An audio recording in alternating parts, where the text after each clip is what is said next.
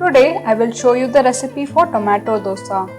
The ingredients you will need to make it are 1 red chilli, 1 teaspoon of black pepper, 1 teaspoon of cumin seeds, 1 teaspoon of salt, half teaspoon of hing that is asafoetida, 2 large tomatoes, 1 cup of rice soaked for 2 hours and oil for cooking.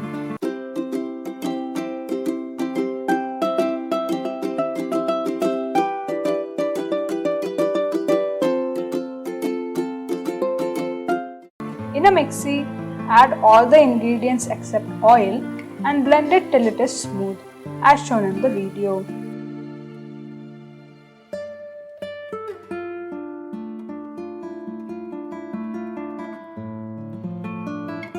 Transfer the batter to a bowl and adjust its consistency so it becomes a flowy thin batter. Now heat a tawa. When the tawa is hot, pour a ladleful of the batter from the outside to the inside as shown in the video. Pour a few drops of oil on the edges of the dosa. Cover and cook it on a low flame for 20 to 30 seconds. Then uncover it, flip the dosa and add few more drops of oil on the edges. Cook the dosa on high flame till both sides are crispy and golden. Before transferring it to a plate, you can add some idli powder to flavor it.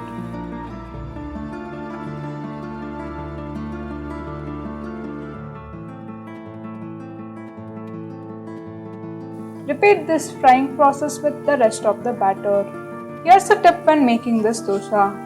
The batter should almost be watery, so there are a lot of holes.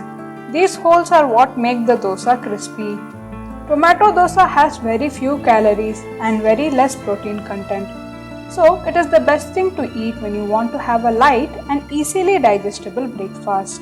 This recipe makes about 8 to 9 dosas. Serve this dosa with your favorite chutney.